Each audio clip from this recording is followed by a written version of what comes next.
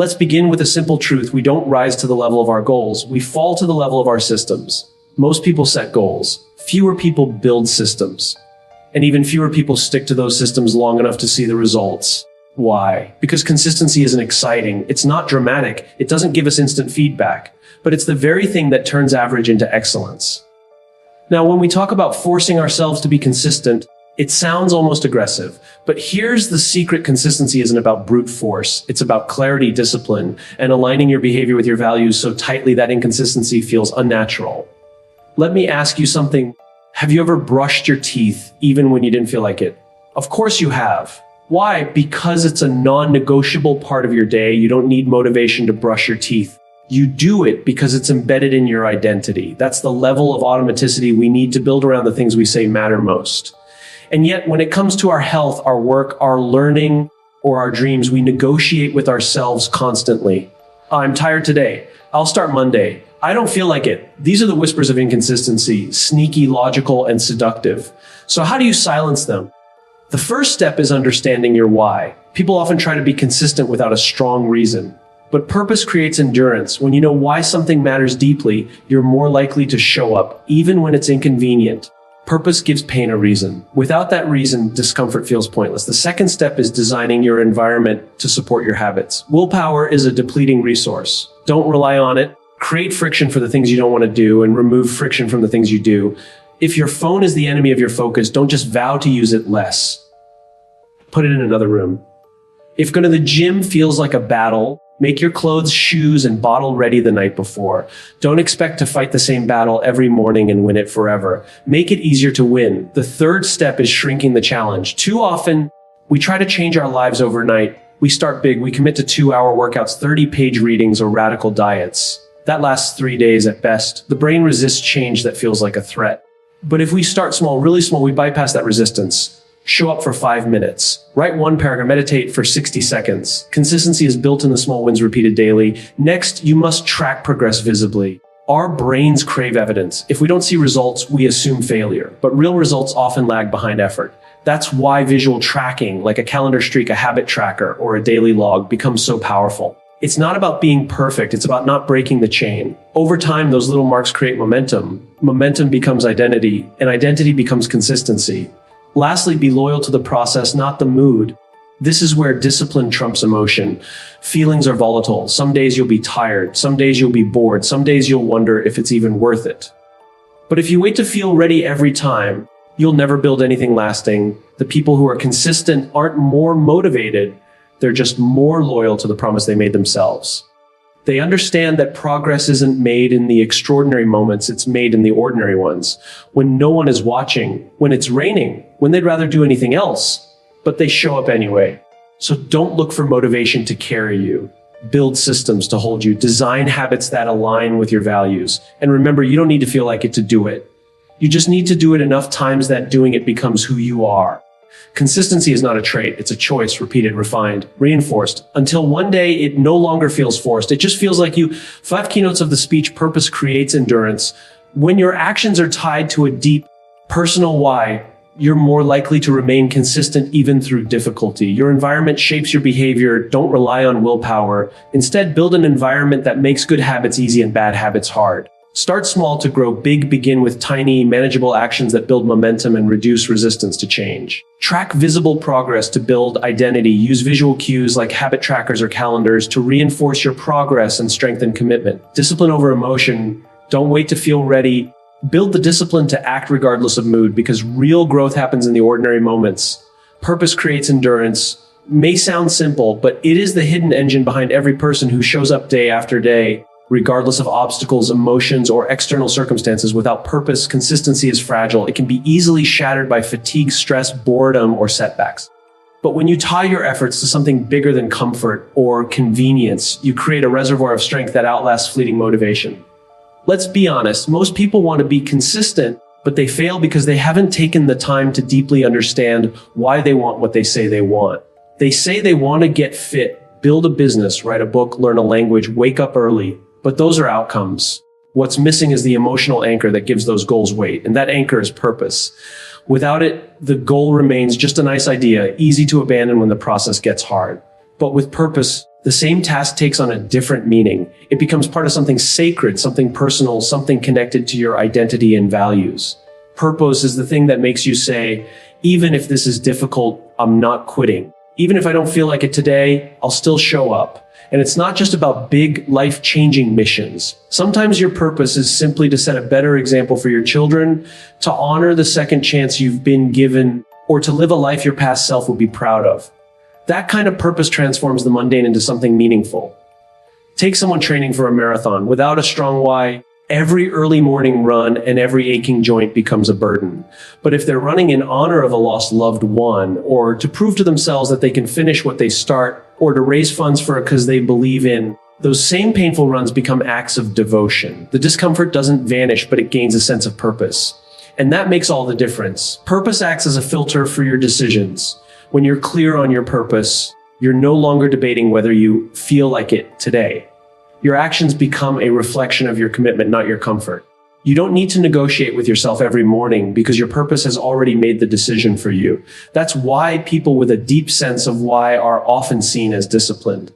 Not because they're superhuman, but because their clarity eliminates confusion. They've decided once, and then they simply honor that decision every day. The trouble is, many people never take the time to uncover their real reason. They borrow goals from others. They chase outcomes that look good on paper, but they never stop to ask, why does this matter to me? As a result, they burn out quickly. They get discouraged easily. They don't see results fast enough and start doubting themselves. But when you have a strong why, you're able to endure the delay between effort and outcome because you're not chasing a quick win, you're building something meaningful. Consistency requires repetition, and repetition is boring. That's where most people quit. But if you know what's on the other side of that repetition, if you're emotionally connected to the result, you're more likely to keep going. Purpose is what keeps a musician practicing scales, a writer editing for the 7th time, a student revising flashcards late at night. They're not doing it because it's fun. They're doing it because the act is connected to a greater meaning. There will always be days when you don't feel inspired. There will be setbacks, failures, delays. And on those days, you won't have access to motivation, but you can still access your purpose. And that's the beauty of it. Purpose doesn't need to be loud or dramatic. It doesn't need applause or external validation. It just needs to be true. And when it is, it can carry you through the days when nothing else will. The people who appear most consistent aren't necessarily more organized or more energized or more talented. They're simply more connected to why they're doing what they're doing. They've built a bridge between their daily habits and the deeper values they hold. And because of that connection, showing up becomes an act of alignment, not obligation. When you act in alignment with your purpose, even the hard days feel like steps forward. And that's how consistency becomes sustainable, not through pressure or guilt, but through meaning. Your environment shapes your behavior in ways most people underestimate. When we talk about consistency, we often focus on self-discipline, motivation, or time management, but we forget to examine the space in which we live, work, and operate. The truth is, your surroundings either work for you or against you. They either push you forward or pull you back. And if you don't take control of your environment will take control of you.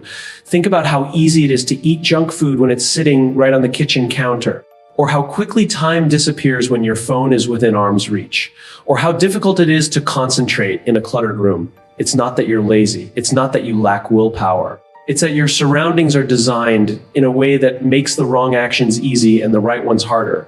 If you want to be consistent, you don't just need to focus on building better habits. You need to build a better environment that supports those habits automatically.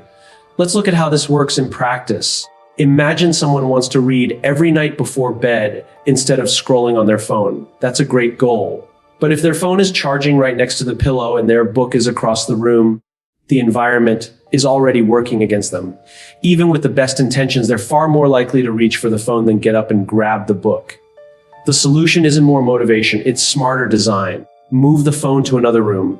Put the book directly on the pillow. Suddenly, the environment has shifted in your favor. You've reduced friction for the good habit and increased it for the bad one. And over time, that makes all the difference. The same applies to your workspace, your schedule, your digital tools, even your relationships. If you want to focus deeply, but you're constantly interrupted by notifications, your mind will never settle. If you want to eat healthier, but your kitchen is filled with processed snacks, your willpower will eventually break. If you want to exercise consistently, but your workout gear is hidden in the back of your closet, Every session starts with a battle. In each case, the environment is silently shaping your decisions, your energy, and your ability to stay consistent. This doesn't mean you have to make drastic changes. In fact, the most powerful environmental shifts are often small and strategic. Placing a water bottle on your desk, laying out your gym clothes the night before, deleting one distracting app, putting your journal on top of your laptop. These little design choices reduce the number of daily decisions you have to make, and that's critical because decision fatigue is one of the biggest enemies of consistency. The fewer choices you have to make, the more mental energy you have to execute what matters. Another piece of the environment puzzle is the people you surround yourself with. Human behavior is contagious. If you're around people who value growth, discipline, and effort, it becomes easier to internalize those values. But if you're surrounded by negativity, excuses, or low standards, it becomes harder to stay on track. We rise or fall to the expectations of the group we belong to.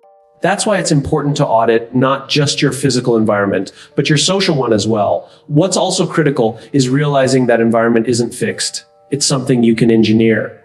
You can rearrange your home, your desk, your schedule, even your default browser tab to support the identity you want to build. If you want to be consistent with your writing, make your writing tools easily accessible. If you want to spend less time on social media, use website blockers or grayscale your phone screen. Make the right behaviors the path of least resistance. Most people think success requires superhuman willpower, but the truth is, most successful people have simply designed their lives in a way that makes the right thing easier to do. They've made alignment automatic. They've built a system where their environment reminds them of their priorities instead of pulling them away from them. That's not magic. That's intention. And it works because it removes unnecessary friction from the process of being consistent. So when consistency feels hard, when you find yourself slipping or struggling, don't just blame yourself, look around. Look at your surroundings, your routines, your inputs. Ask yourself whether they're supporting your goals or sabotaging them.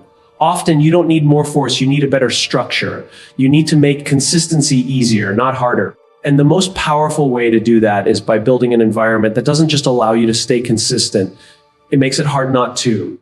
Start small to grow big is not just a motivational phrase. It's a psychological strategy rooted in how the human brain accepts change. Most people fail to stay consistent because they start too big, they get excited, set ambitious goals, and attempt to transform their entire routine overnight. They commit to working out for 2 hours a day, waking up at 5 a.m., eating perfectly, reading a book a week, and meditating for an hour. It feels good on the first day, maybe even the second. But by day 3 or 4, reality hits. The excitement fades, the schedule becomes overwhelming, and one skipped task turns into a spiral of guilt and quitting. This happens not because people lack ambition, but because they misunderstand how behavior is built and sustained.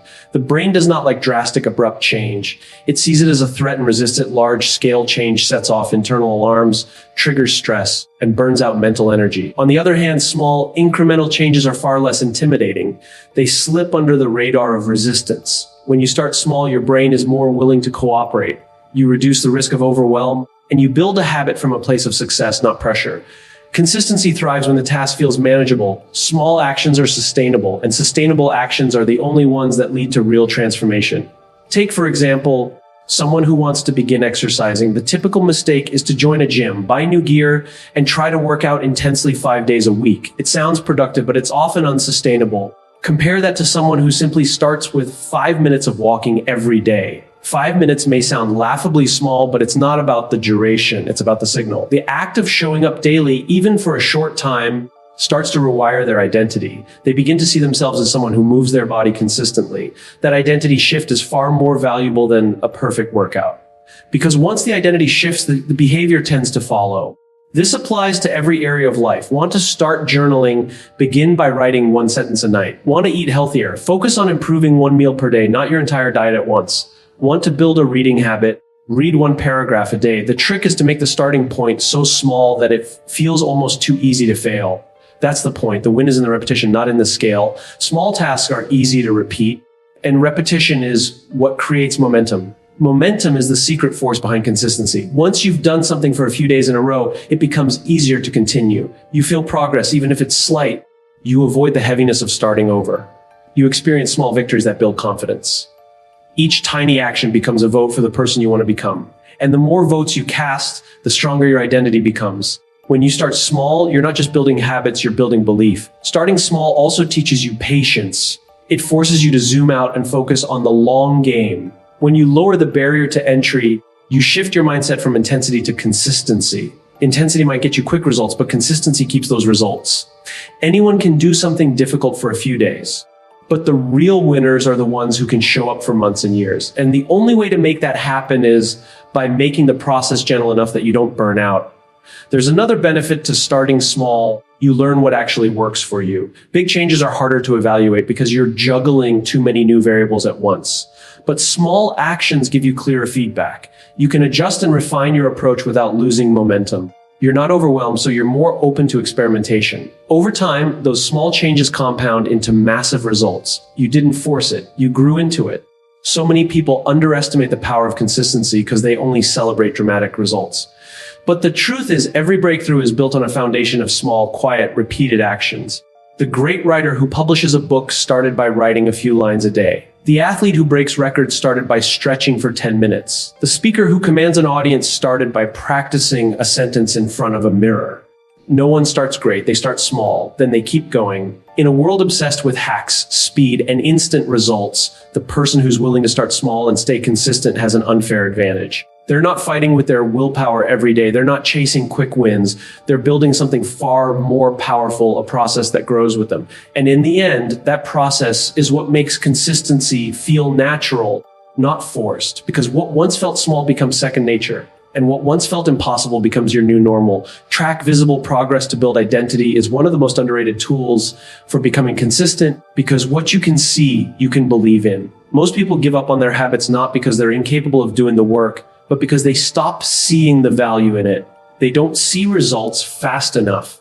They don't feel like they're improving. And without evidence that something is working, motivation fades. But what if you could see proof every single day, even if it's just a small mark on a page or a box you've checked? That kind of visual feedback is incredibly powerful. It creates a sense of momentum, which is often more important than the results themselves, especially in the beginning. The brain is wired to crave progress. When we see ourselves making even a tiny step forward, we feel a surge of motivation. That feeling reinforces the behavior, and that reinforcement builds a loop that fuels consistency. But when progress is invisible, like trying to lose weight, build a skill, or grow a business, it's easy to feel stuck. You could be doing everything right, but without visible proof, your brain assumes failure. That's why tracking is so essential. It turns the invisible into something you can see, touch, and measure. It gives you something real to point to when your inner critic starts whispering, "This isn't working." There are countless ways to track progress. Some people use habit trackers. Others use journals, calendars, checklists, or apps. The method doesn't matter nearly as much as the visibility. You want to create a system that shows you the streak, the effort, the rhythm, not for the sake of perfection, but to remind yourself that you are showing up. That alone builds confidence. It's not about doing it flawlessly. It's about not breaking the chain. And when you do miss a day, which you will, a visible tracker makes it harder to fall into an all or nothing mindset. One blank square in a sea of filled ones reminds you that one miss doesn't erase your identity. It confirms it because you're able to bounce back. More importantly, tracking creates a psychological bridge between who you are and who you're becoming. Every mark, every entry, every streak is a vote for your future self. It reinforces your identity in a way that goes beyond discipline. If you mark 30 days of writing, you don't just see a list of tasks, you start seeing yourself as a writer. If you cross off every morning workout for a month, you stop saying, "I'm trying to be fit," and start believing, "I am someone who trains." This shift is crucial. Once your identity changes, your behavior follows naturally. You no longer have to force it, you protect it. Most people wait until they feel different to act differently. But tracking flips the script, says, act first and the feeling will follow. You show up and leave a mark, and that mark becomes evidence. The evidence becomes belief. The belief becomes identity. And identity is what creates long-term consistency. Because people don't abandon behaviors that are connected to who they are. That's why tracking isn't just a system for productivity, it's a strategy for self-alignment. Even better, tracking reveals patterns you wouldn't notice otherwise. You can look back and realize which days you're most productive, which environments help or hurt your routine, or what times of the week you tend to fall off. That insight isn't just data, it's clarity. It gives you the power to adjust intelligently instead of guessing. You no longer feel like you're failing randomly. You start seeing behavior as something you can understand and shape. And there's another layer to it. Visual progress can be deeply emotional. Looking back on weeks or months of consistency isn't just a source of pride. It's a reminder that you kept a promise to yourself. That's rare. Most people break promises to themselves without even thinking. They say they'll change, they'll start, they'll be better, but they rarely follow through. When you track your actions and stay consistent, you begin to rebuild trust in yourself. That trust becomes one of the strongest motivators of all. You stop needing external validation because you have internal proof. Over time, the act of tracking becomes a ritual. It's a moment of reflection, a pause where you tell yourself, I showed up today. Even on the worst days, you can leave a small mark, and that small mark can be enough to keep going, because it's not just a symbol of what you did, it's a reminder of who you are becoming. One habit, one action, one day at a time. Discipline over emotion is the cornerstone of lasting consistency, because if you only act when you feel like it, you'll rarely act at all. Emotions are unstable. They rise and fall with sleep, stress, mood, weather, and countless other variables you can't control. One day you feel energized, the next you feel drained. One moment you feel excited about your goals, and the next moment you doubt everything. If your behavior is dictated by those waves, your results will be equally unstable. That's why consistency doesn't come from being constantly motivated. It comes from being anchored in discipline. Discipline is the decision to act regardless of mood. It's the choice to honor your commitments even when it's inconvenient, uncomfortable, or uninspiring. Discipline is not loud or dramatic. It doesn't always look heroic. In fact, most of the time it's invisible. It's the quiet decision to wake up on time even when you want to hit snooze. It's choosing the gym instead of the couch, the journal instead of the phone, the book instead of the endless scroll. These choices are small in the moment, but they are incredibly significant over time. They are the moments that separate people who grow from people who stay stuck. When you allow emotion to rule, you become a slave to your current state. But when discipline is your driver, you act from intention, not impulse. One of the most dangerous lies we tell ourselves is, I'll do it when I feel ready. That moment rarely comes. Waiting to feel ready is a trap. It assumes that action must follow inspiration, but the truth is inspiration often follows action. You begin the work, and then the clarity and motivation show up. The people we admire for their consistency don't always want to do the work. They've simply trained themselves to do it anyway. They've separated how they feel from what they do. And that gap, that space between emotion and execution, is where real growth happens. Building that gap starts with understanding that discipline is not about being rigid or robotic. It's about aligning your daily actions with your deeper values, even when your temporary feelings don't match. You may not feel like studying, but if learning is important to your future, you study. You may not feel like exercising, but if health is a core value, you train. The more often you act in alignment with your values rather than your moods, the more consistent you become, not just in behavior, but in identity. You begin to see yourself as someone who shows up, who follows through, who does the hard thing, even when it's not the easy thing. There's a psychological freedom that comes with this mindset. When you stop negotiating with yourself every day, you conserve energy. You don't spend time debating whether or not to follow through. You just do it. That removes mental friction, which is one of the biggest barriers to consistency. Decision fatigue fades, and what once felt difficult becomes part of your normal rhythm. You eliminate the emotional drama around every task. It becomes less about, do I feel like doing this? And more about, this is just what I do. This also helps you build resilience. Life will test your consistency.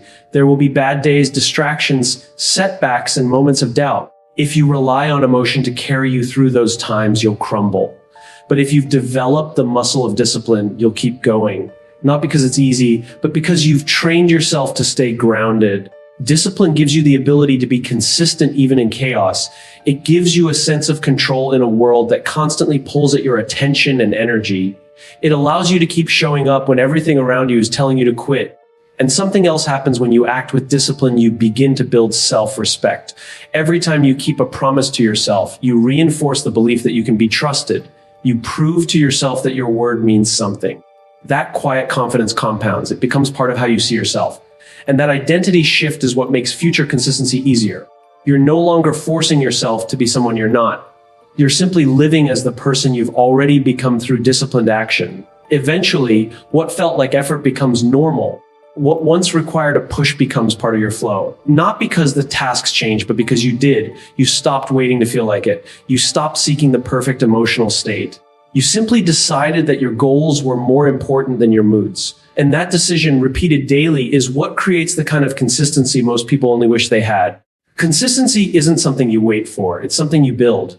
And it's built not through grand gestures or bursts of motivation, but through daily decisions rooted in clarity, purpose, and discipline. It starts with knowing why you do what you do, because purpose gives your actions meaning, especially on the hard days.